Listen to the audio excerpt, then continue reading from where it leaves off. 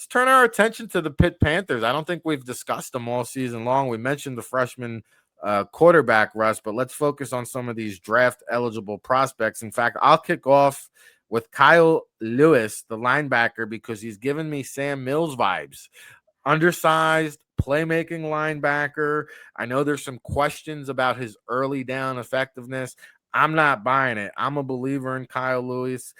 He's got great pass coverage ability, great range, can cover the pass, plays that star role for Pittsburgh. They might moonlight him at linebacker, a little bit of safety, but he is, don't get it twisted, the heart and soul of this Pitt Panther program.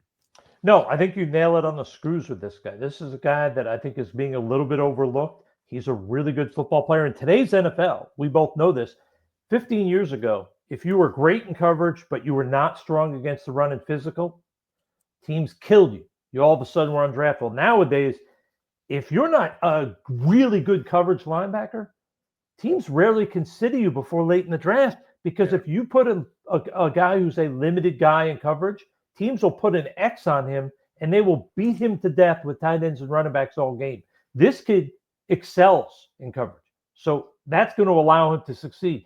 And the interesting is they're really, to me, I think all over offense and defense, they're loaded. Whether it's Spires on the defensive line, who to me is an underrated player, 6'3", 250, good pass rusher, not a special player, but a guy that I think is going to get an undrafted chance. They have two tall corners. They're not blazers, but I like both these kids. When you have Taman Lynham, Rashad Battle, 6'2" plus for Battle, 207 pounds, 6'1.5" for Lyman, or Lynham, excuse me. Both of these guys are going to get looks at by NFL teams, because even if they're in the high 4.5s, NFL teams can't literally get enough of 6 foot plus corners.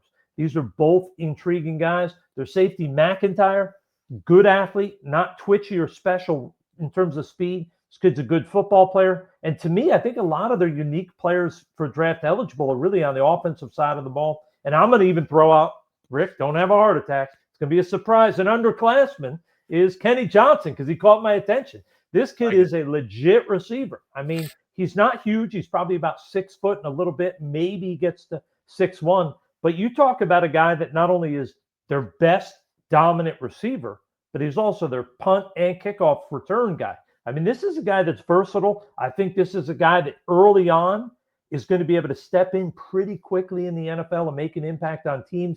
And I think he's going to play at receiver.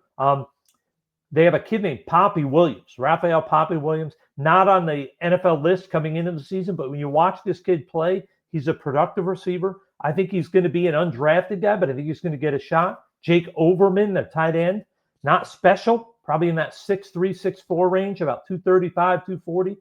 But he is the type of guy who often gets an undrafted opportunity. My favorite guy, I don't know if he's a legitimate NFL guy, is little Desmond Reed. I love this kid, love watching little running backs. Maybe it's my bias from all the years in the CFL and that big field.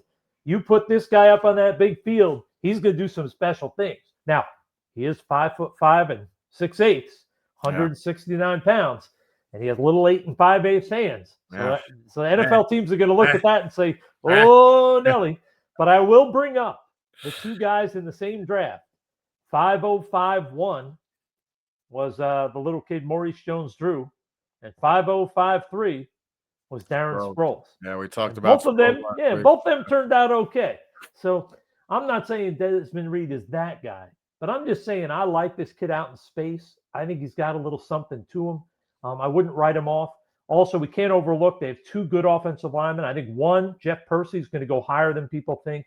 Big 6'7" kid. The 33-inch arms, I think some teams are going to be a little bit nervous about that staying at tackle. But I think overall, he's a guy that is good enough to start in the NFL. It's whether the comfort level is going to be, can he play tackle or is he a guard? I tend to think he's more of a tackle. And then they have Lyndon Cooper, veteran center. Not a big kid, 6'1", 315, but very efficient, very smart, as is you would expect from Narduzzi and his coaching staff. This kid understands what he has to do. He makes whatever calls need to be made, plays over his feet, real leader. I like this kid. I think he's going to have a tough time surviving and getting a spot on a starting spot. but I think he's the type of guy who could sneak in and be that third center, practice squad type guy for a few years to see if he can get better.